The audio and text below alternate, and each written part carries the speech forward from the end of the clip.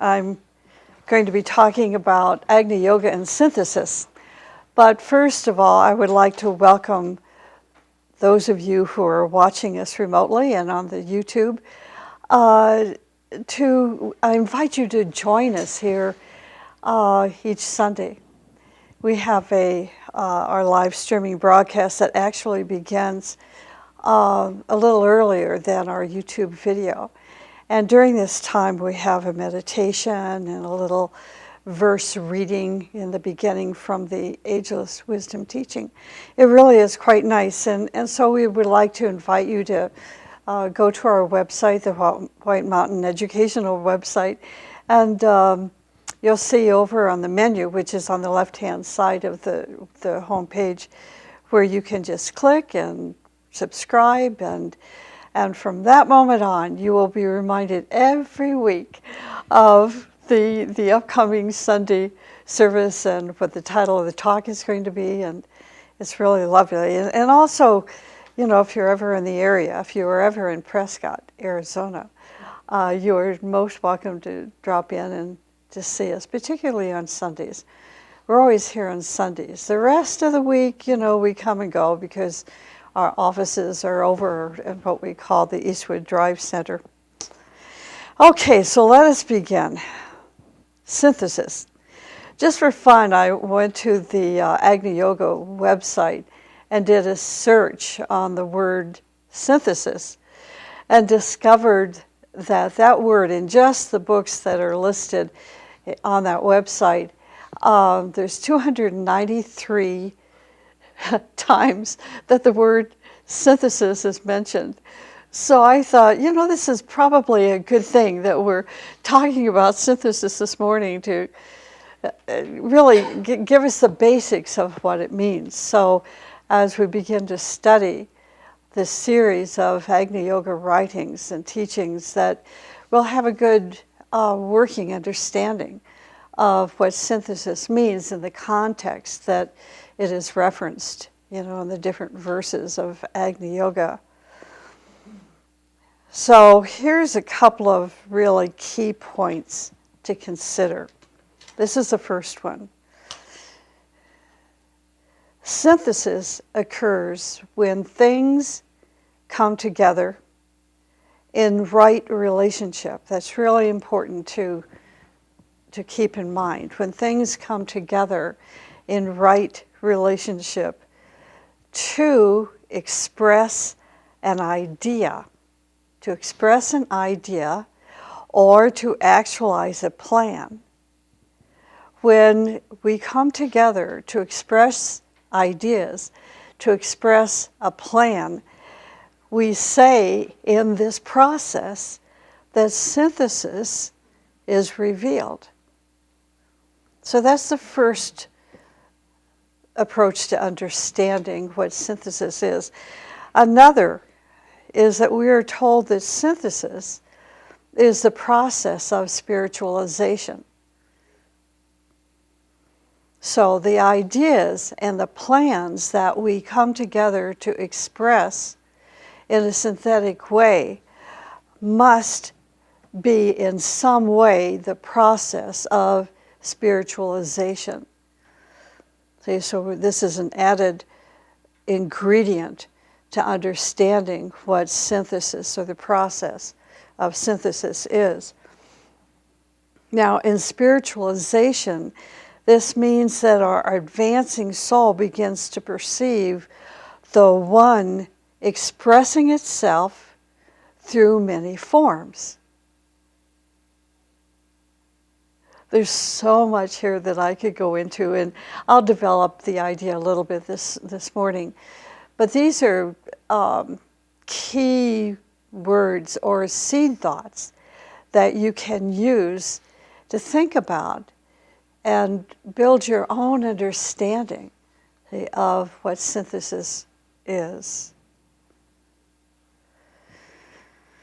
This means that we begin to live more and more in the spirit of oneness when our advancing human soul begins to see that oneness in expression in all forms, like in trees, in flowers, in birds, in human beings, even in our parents and friends and so forth, as we can begin to see the oneness expressing itself in all of these forms, then we begin to think in terms of synthesis. Now, here's another idea. We could say that synthesis, a synthesis or the synthesis of notes composes a symphony. Isn't that beautiful? To me, that is so beautiful. So to synthesize means to bring things together in such a way that they don't lose their individual beauty. And that's an important point to remember. That in the process of synthesis, we don't want to imitate someone or something else. We want to keep our individual beauty. We can see our individual beauty as a particular note. And when we sound this note, we call it a soul note, which is truly a musical note. When we sound and express that soul note in all that we do, then we begin to evoke greater beauty from one another. And this is the process of synthesis. Imagine a family of 5 people. Each member of the family has a soul note. When we put the sound of all 5 of these notes together, notes in expression, we have a beautiful integrated family. And this is not too far or not too abstract in reality. When you take a dysfunctional family and you take a beautifully functioning family, you can recognize the dysfunctional family. Their soul note will not be in expression. So they will be in disharmony with themselves and with one another, and that equals a dysfunctional family, which means there's no synthesis there. They're not coming together as a beautiful symphonic orchestra that has a plan to express. But in that beautifully functioning family, that family of 5, let's stick with that number 5, when they're all in perfect alignment, in perfect attunement with one another, then they're putting these 5 notes together and creating and expressing the purpose of that family coming together. Isn't that beautiful? Yeah, it really is very nice. Each family member has his or her own individual beauty. This is important to remember, that each member of the family has his or her own individual beauty, but together they evoke greater beauty from others. This is one way to understand the power of synthesis. Now, Agni Yoga, in case you don't know what Agni Yoga is and this is the first time you've been exposed to it, let me give you just real short understanding. Agni Yoga is a yoga of living ethics. This is a very different kind of yoga from Bhakti Yoga and Hatha Yoga particularly. Agni Yoga, we could say, is a synthesis of all the earlier yogas. So Agni Yoga is the most recent yoga that has been released to the world now to practice. So this is, I think this helps us to understand that all yogas are a reflection of the consciousness, the evolving consciousness of humanity. So what does the term Agni mean? This is always a struggle. It certainly was in the very beginning for me to understand what Agni means. And we're told that Agni means fire. Well, that's scary. What do you mean, fire? Well, it means union of the spirit. Fire, Agni, yoga, union of the spirit. Spirit equals fire. The core of a human being is made of fire. So that means that Agni Yoga is activating the core of our beingness, which is synthesis. When the soul has awakened and is progressing on that path to greater and greater levels of beingness, more and more of that fire is going to be released. And thus, Agni Yoga, or union with fire. So this fire is referred to as the true core of each of us, the true core of a human being. As human beings, each of us is essentially, now stay with me, I know this is a bunch of words, but just stay with me. I'm trying to speak slowly here, almost too slowly for me. As human beings, each of us is essentially a spark from the cosmic flame, or God.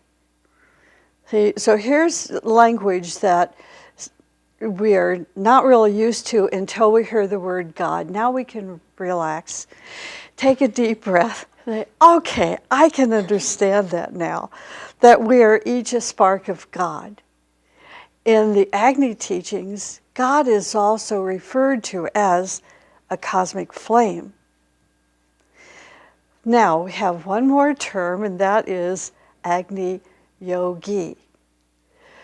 When we become an Agni Yogi, this means we are one who follows a strict inner discipline. We live in a society today where the word discipline is very unpopular. You know, it's. I'm sure some people would like to remove it from the dictionary. You know, what do you mean discipline? Well, remember I said inner discipline. And this kind of inner discipline began millions of years ago when the spark began to strive.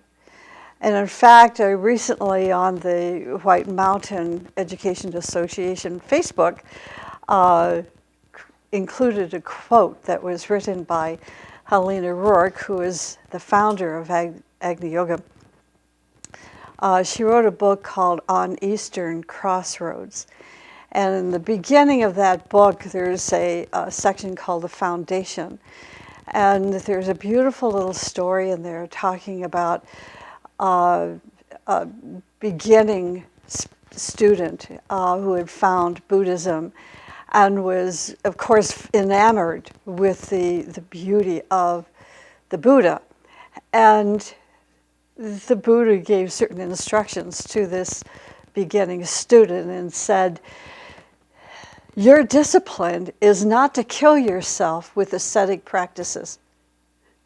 And for many, many years, the student was balancing himself with study and meditation and service in those three areas. And then finally reached a point through that inner discipline where he was initiated into the mystery of knowledge, as the story explained it. The mystery knowledge, or the knowledge mysteries. And I mean, this was so long ago, so when it began, when the story was given to us, and I was bringing it up to today and thinking about an inner discipline, what a wonderful opportunity that we have been given to follow a path that gives us such a direction. to become engaged in an inner discipline. So we have the Agni Yoga teaching out there for us, that as you begin to study this teaching, you begin to pinpoint all the areas in this great teaching given to us by a master that shows us and tells us what inner discipline is. So Agni Yoga is a very deep teaching. If you want to study the books of Agni Yoga, you can read them, but you cannot assimilate their contents until you really dedicate yourself to reading and then thinking about them and finally applying that teaching to your day-to-day life. So the Agni Yoga teaching is a very advanced teaching. Okay, so that's Agni. I've given you a little bit about synthesis, and now let's move into the heart of my talk this morning. Can a man or a woman be a person of synthesis? Well, yes, of course, or I would not be talking about it. It's like, no, sorry. Oh, absolutely, we can be a person of synthesis. How do we recognize such a person? This is so simple. This would be a person who has a sense of responsibility. Now, we're beginning to see how practical the teachings of Agni Yoga is. This is a person who has great responsibility, one who has many kinds of responsibility and can control every single branch of their responsibility. He has contact and can communicate with many, many stations and then synthesize them as a nucleus of awareness.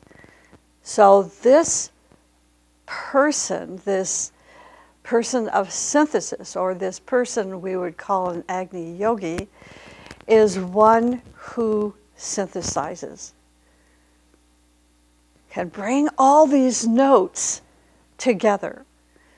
These notes, we could say, represents all the responsibilities this individual is responsible for, and then he begins to harmonize every single branch until they come together and work in unison without losing their individual beauty.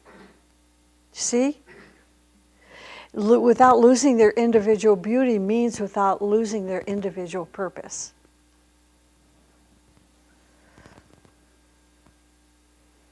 Remember, to synthesize is to bring things together in such a way that they do not lose their individual beauty, but in relation to each other, they evoke greater beauty from one another. See, this is synthesis. For example, we can say that the president of a company is synthesis, or the president of a nation is synthesis, or the head of the family is synthesis. That president or that head of the family or that head of a group must know everything that is going on. Just like, this is such a great example. For me, it's terrific because I used to play in a symphony orchestra, several actually. Do we have a conductor, right, of the orchestra, whose responsibility is to put all of those musicians working together so beautifully, bringing their talent into expression and manifesting the music of a master composer in such a way that not individually, but the individuals together are outperforming what they could do on their own, and thus releasing more of their inner potential. But we have to have a synthesizer, and in the case of the symphony orchestra, the synthesizer, or the one of synthesis, would be the conductor. Or in the case of the president of a company that has, in today's society, today's world, has branches of its company all over the world, must be able to synthesize all of those branches in perfect harmony and beauty. And thus, one of synthesis is one of great responsibility. When the person becomes increasingly aware of what is going on and how things are taking place, what is needed or what is not needed, what the dangers are, and how to protect people from them, then that person is a synthesis. Such a person's mind does not operate on one track. Now, the deeper layers of synthesis are very interesting. So now we're taking our understanding of synthesis into a little deeper level. A synthesized person is one who does not belong to him or herself. This person belongs to all of the interests, responsibilities, and duties that are under his or her attention. Are you still with me? Let's see if there's any questions. No questions, okay. Many people want to be president. Well, maybe not of a country. Being president of a country these days is extremely difficult because the president has such a difficulty trying to orchestrate the notes of their cabinet and their different branches of government in such a way that they can express the beauty of the purpose of their responsibilities. So I'm not going to go into that. We all know, this is, particularly this last week, is not the week to talk about the synthetic government. But we have the potential there. The potential is certainly there. If we are a good president meaning the head of something, the head of the family, the head of the group, the head of the community, all these positions we would call president. If that president is synthesized in his consciousness, then that person can give equal attention to everything that is brought to their attention.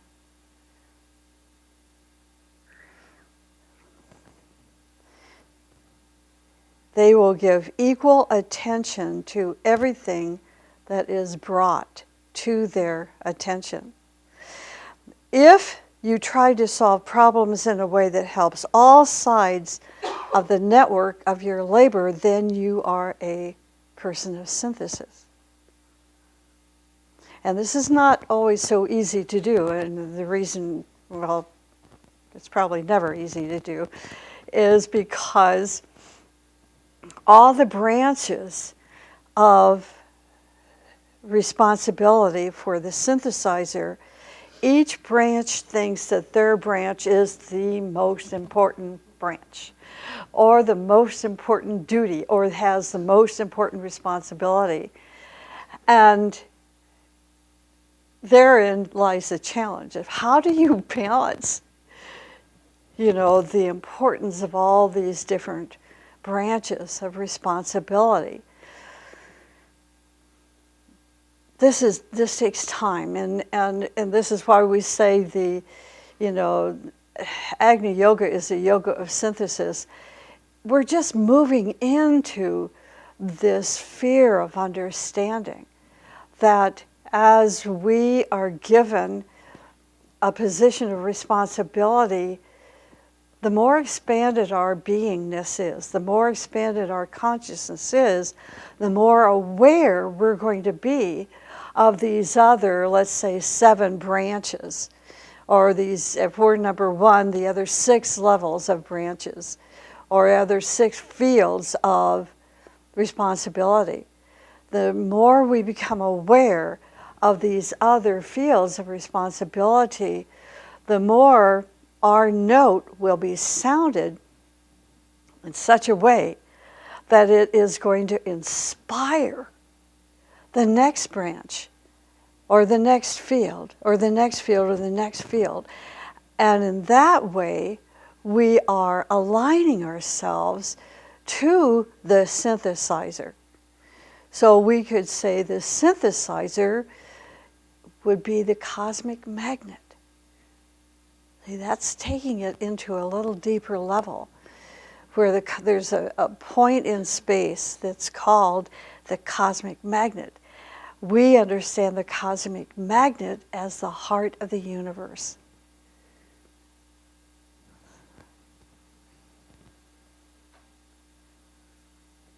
Agni Yoga emphasizes that we must step outside of the box.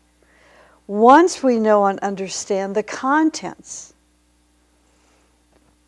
when we get to know who we are and who we are not. So stepping outside of the box means to evolve from the point of where we stand today. In the teachings, we read about how some people, they may be 80 years old, but their consciousness is still 14, or maybe 20, or maybe even younger, 5 or 6. And we see, older people that act like children, behave like children, immature, irresponsible, consistently. And we wonder, why is that? They haven't given themselves an opportunity to really take a look at what's inside that box, what's inside of themselves. So Agni Yoga provides us with this map of inner discipline, of how we can discipline this inner nature in such a way that we orchestrate all these notes that form our physical, emotional, and mental bodies, to then we can take that next step outside of the box that we're in and increase our sense of responsibility to progress, to evolve, to move ahead. When we have developed self-confidence, this means that we are ready to move outside of this box. This means, I hope I'm being clear with this. When we understand the content of the box that I mentioned, that is when we begin to understand the purpose of our life, to understand the potential that we have, to begin to recognize that we have talents that are not even yet tapped or untapped, talents that are untapped. That's when we want to step outside of the box, but we must have self-confidence to do that. And this is another way to recognize an Agni Yogi, is that they have a true self-confidence. When we have developed self-confidence, we could capitalize the S. When we have true self-confidence, at this point is when we want to take part in global issues, understanding the underlying reason for disease, to participate in international peace movements, and so forth. The more we resign from our self-interest. And we can do that when we have self-confidence. We can involve ourselves with greater issues. So the more we synthesize ourselves means to become one with our true self. Our true self is not a one-track state of consciousness. See, our true self is ever increasing involvement with universal affairs, worldly affairs, spatial affairs. There is even a higher synthesis. In esotericism, we are told that there are great masters and other great beings who watch over the entire civilization. Imagine their job. Imagine the responsibilities of Christ, the head of the spiritual hierarchy. When we think about synthesis, now we might think that we're just kind of at the starting point of our life, right? We must grow and unfold, and thus the inner discipline, okay? And thus this path of Agni Yoga, the most advanced yoga for today, anyway. We must think about synthesis. It is just like the bud of a flower. We are buds of a flower, but we are closed upon our own selves.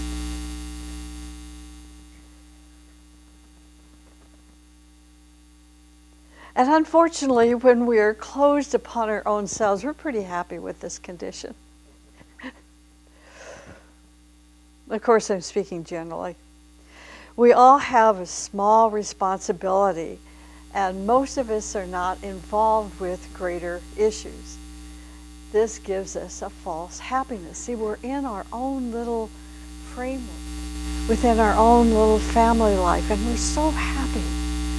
Or not. It's better not, because being not happy in this instance gives us an opportunity to get to know why are we not happy, and what can we do to change our circumstances. But that's leading us back into the beginning stages, and we've already covered that. So real happiness is the opening of the petals of the lotus, of our lotus, of our chalice. And with each petal, we are actually dealing with universal issues. As the core of that flower, we are the synthetic point of the petals. We know what is going on in every petal, in every field of human endeavor. I know this is a little complicated to think about, but if you think about it, it makes sense. You know, use the metaphor of the beautiful rose. You know, as, I don't know where I'm going to take this. when we recognize that at the bud of that lotus, that bud is responding to the rays of the sun.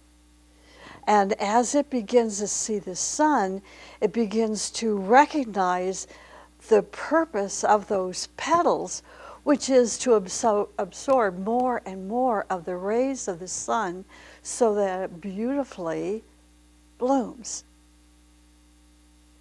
And that is no different than the core of our own being, which is that point of synthesis. And as we begin, as our soul begins to unfold and recognizes the petals which is folded around itself, as these petals unfold, we begin to recognize, for example, the synthesis of all teaching. because we have a petal of knowledge, several petals of knowledge. We have several petals of love. And as each of these petals of love unfolds, it opens our consciousness to greater spheres of understanding and expression of love. And so forth. Sure, I got out of that one. Okay. Now here's a quote from one of the Agni Yoga books titled Fiery World, Volume 3, paragraph 74. It says, among the followers of the teaching, those spirits who take upon themselves responsible missions must be particularly noted. Yeah, I'll read this again. And this, you can look it up in the Fiery World 3 book online, in the Agni Yoga website. It says, among the followers of the teaching, those spirits who take upon themselves responsible missions must be particularly noted. So when we say in this verse the teaching, we think about it in a synthesized consciousness. The teaching is the wisdom that teaches us how to live life more abundantly. The teaching is not a religion, it's not a philosophy, and it's not a psychology. It is a collection, a synthesis of wisdom and experiences of great ones. Okay, that's the teaching. So the teaching does not belong to you and to me and to anyone. There is no mine and there is no yours in the wisdom teaching. The teaching is the collective summary and the totality of the best human experiences and wisdom that teaches how to live a better life. The teaching is not dogmatic, even though people try to make it dogmatic. It is not dogmatic. It does not belong to any church. It does not belong to any nation. It does not belong to one person. The teaching is the light that is produced through experience, through knowledge, through research, through dedication, and great minds who have searched and discovered the best ways to live. So what is the synthesis for those who are living the teaching? For example, a great synthesized person who is the head of 200 factories is a horizontal synthesis, is a person of a horizontal synthesis. But a master has not only 200 factories, he has millions of groups on the subjective levels. The I Ching says that the superior person is one who deals with earth and heaven and tries to synthesize both of them. He tries to make the earth a reflection of heaven, and heaven interested in the earth, so that they both transform and complete each other. Some people are totally interested in the body. They may even be a master of their body, knowing how their constitution works and so forth. Such a person has a synthesis. See, they will have a synthesis, but only at that level. A person who increases that knowledge and knows about emotions and ideas and the source of vision and how they are related, how these ideas and the vision is related to cosmos, it would be another example of synthesis, but more of a vertical synthesis. So synthesis is a livingness that confirms the essence of all teaching and experience. Specialists travel on one track of interest. We need people who specialize, but we also need harmony between and within these specialized fields in order to create a synthesis.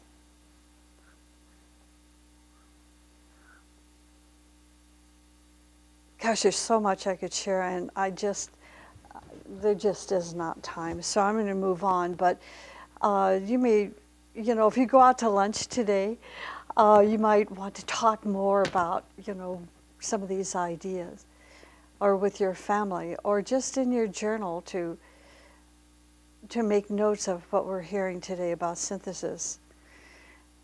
And so forth. Well, here's an idea. Let's say that you are thinking about a problem from one point of view. Well, it's okay, but if you say, let me see this problem from another way, you're going to be more clever because you're seeing the problems from two sides rather than only one. If you look at the problem from four sides, then you're going to have four dimensions.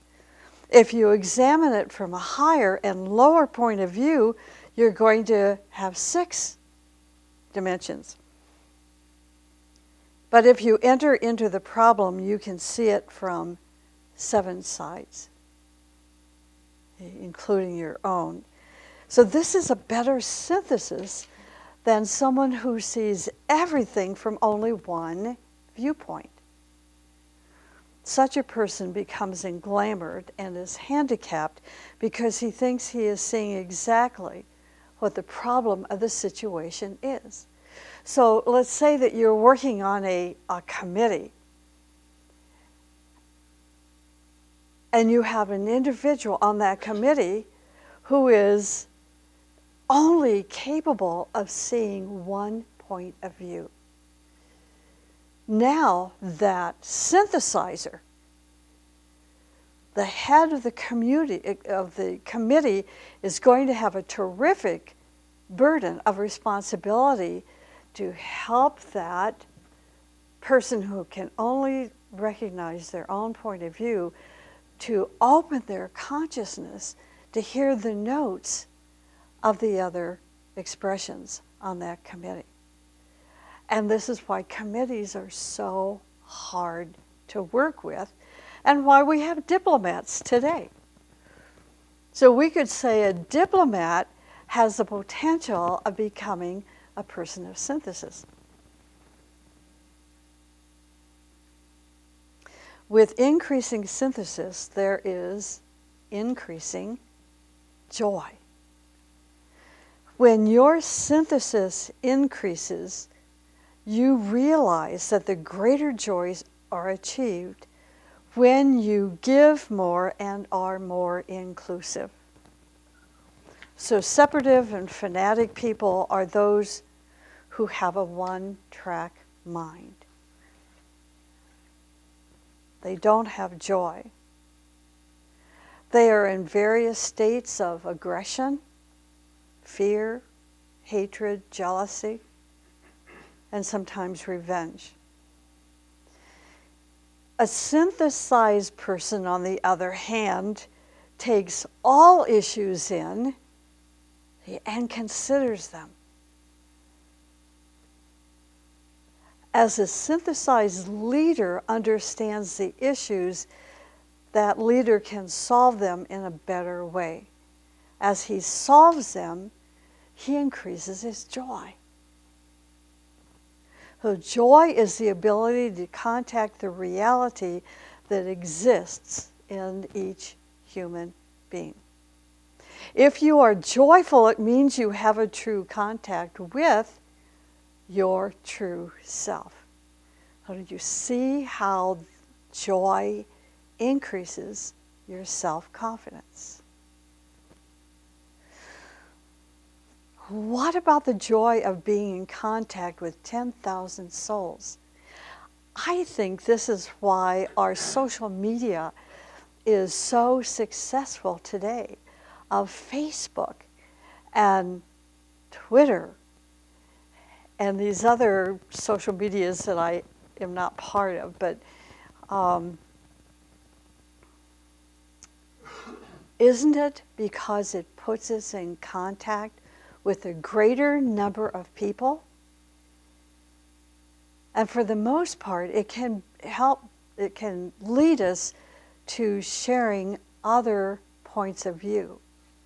I must admit that I am on some forums that prefer to have only one point of view. But what is very exciting is when somebody comes into that forum with a different point of view, and then the friction begins. Inevitable, that friction-oriented person is never forgotten, and their points are never forgotten either. And those that are in a contradicting point of view with that friction-oriented individual, they further confirm their understanding of their point of view.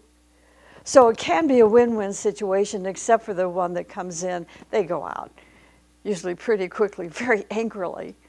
And the unfortunate side is if that Yahoo forum is of a spiritual nature, then it turns that person away from that stream of teaching.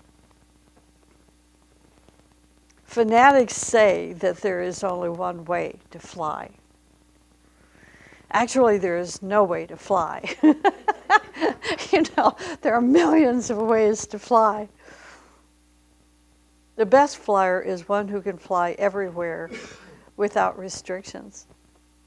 And I'm going to close at that point. I was going to talk more about fire, but I can save it for another time.